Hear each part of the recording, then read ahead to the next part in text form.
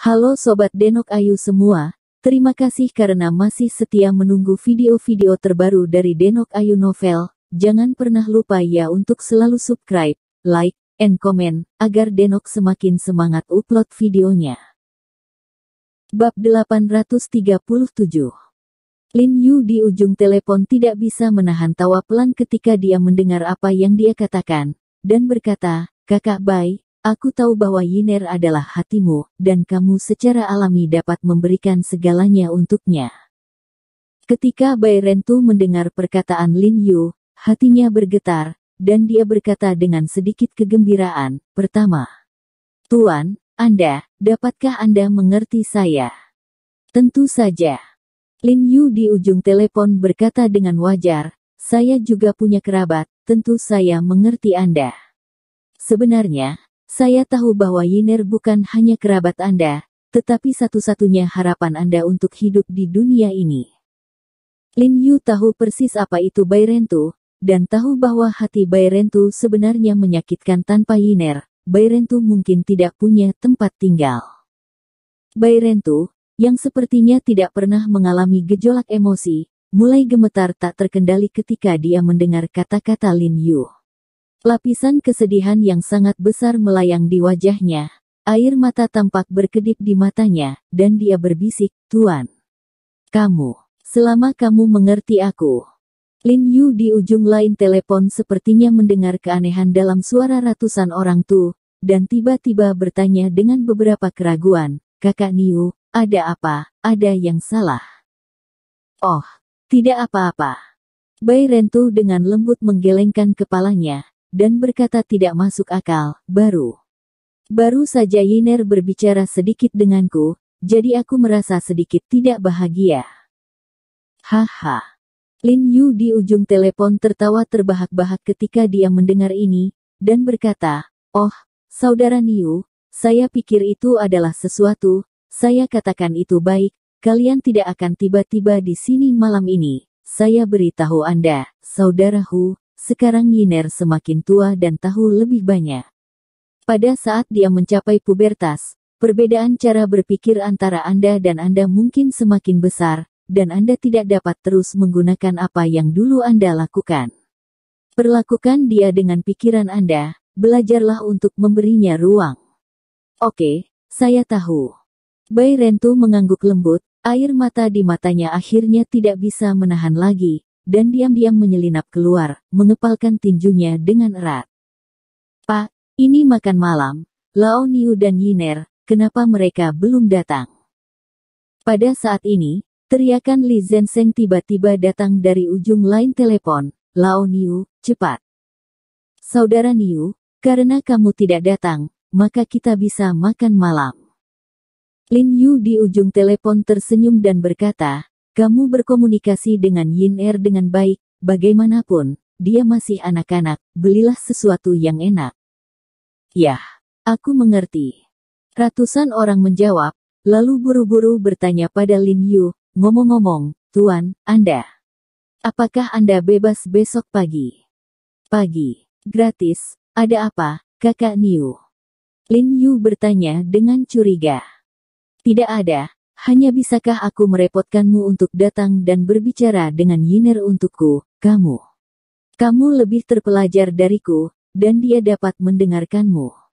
Suara Bai Rentu sangat tumpul, dan tubuhnya sedikit gemetar, setiap kali dia mengucapkan sepatah kata pun, dia merasa seolah-olah ada ujung tajam yang memotong hatinya. "Haha, ini, tidak masalah." Lin Yu setuju dan berkata, "Kebetulan King Mei dan Jiang Yan juga ada di rumah. Aku akan membawa mereka besok. Kita akan mengobrol dengan Yiner. Ngomong-ngomong, aku akan pergi bermain dengan Yiner dan membeli beberapa pakaian." "Tidak perlu, Tuan, Anda bisa melakukannya sendiri." Bai Rentu Wenyan buru-buru berkata, "Yiner berkulit tipis, dan dia seharusnya tidak ingin terlalu banyak orang tahu." "Anak ini, baiklah, kalau begitu aku akan berada di sana setelah makan malam besok pagi." Lin Yu setuju sambil tersenyum. "Oke, aku menunggumu." Bai Rentu berbisik, lalu langsung menutup telepon, berbalik tiba-tiba, dan membanting tinju ke sisi dinding dengan cara yang sangat menyakitkan. Ledakan. Ada suara teredam, pasir memercik, dan tinjunya langsung menghantam dinding, dan seluruh bangunan tampak sedikit bergetar. Namun, dia tidak berhenti, dan membanting ke dinding lagi dengan satu pukulan dan pukulan lainnya. Bunyi, bang, tidak ada habisnya. Dinding dibanting ke dalam lubang besar dan jeruji baja terbuka. Demikian pula, punggung tangannya sudah noda darah. Kamu gila.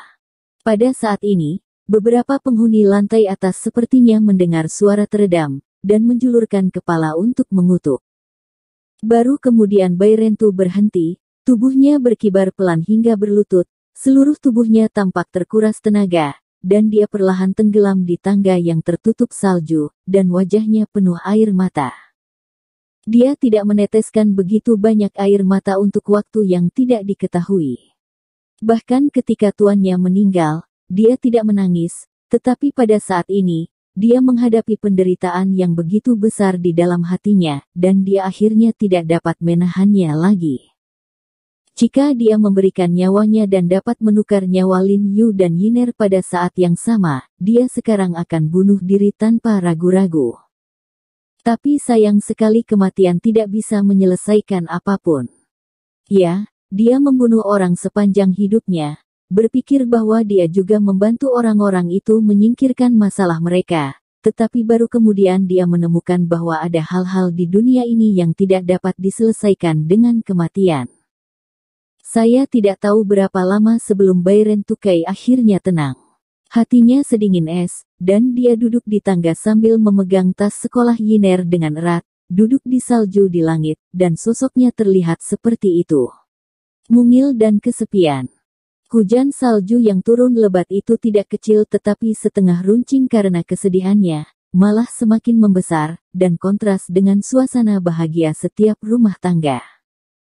Lin Yu juga sedang duduk di rumah barunya yang luas dan cerah saat ini, duduk di depan meja bundar yang tebal dan indah di ruang makan, mendorong cangkir dengan Lao Zhangren dan Li Zenseng, minum anggur dari cangkir ke cangkir, mengalami kebahagiaannya sendiri tanpa jejak.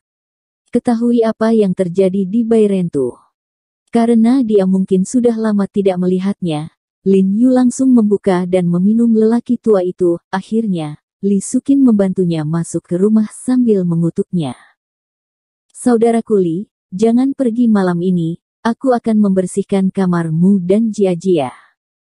Jiang Yan tersenyum dan berkata dengan tajam, dan mengisyaratkan dia untuk berhenti pergi karena sudah sangat larut. Ya, tinggallah, dan aku akan kembali ke rumah sakit bersamamu besok, tepat pada waktunya aku harus mengunjungi kakak Niu. Lin Yu berkata sambil tersenyum. Oke, kalau begitu aku akan pergi denganmu besok. Li Zenseng juga tidak menolak, tersenyum dan menahan Jia-Jia ke kamar tidur yang diatur Jiang Yan untuk mereka.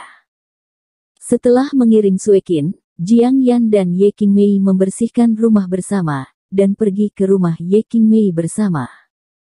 Setelah Lin Yu kembali ke kamar tidur utama, dia melihat bahwa ruangan besar itu bersih dan megah, tapi kosong dan tidak ada kehangatan. Dia hanya memeluk bantal dan pindah ke kamar Ye Qingmei.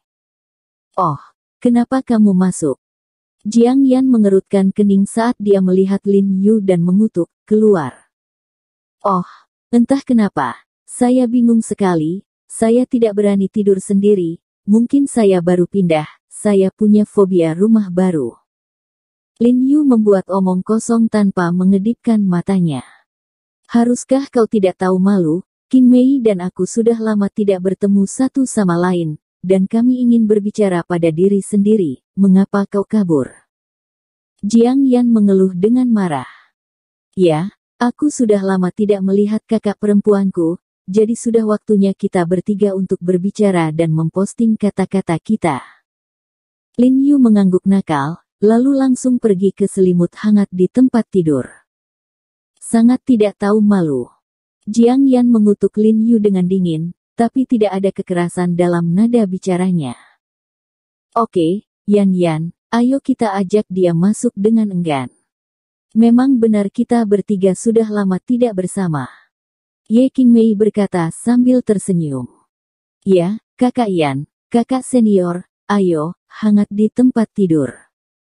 Lin Yu tersenyum dan menggerakkan tubuhnya, merasakan selimut yang hangat dan halus, dan melihat salju tebal di luar jendela. Dia merasakan rasa aman yang kuat, terutama ketika ada dua wanita cantik bersamanya, hidup seperti ini.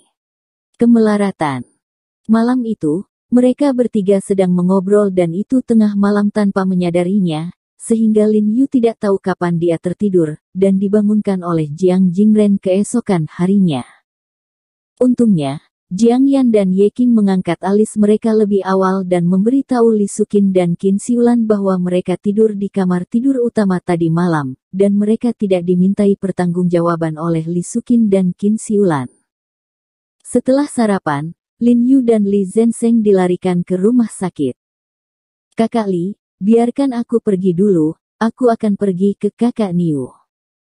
Lin Yu menguap dan berkata, Tuan, biarkan aku pergi denganmu. Li Zhensheng berkata, sudah lama sekali saya tidak duduk di sana.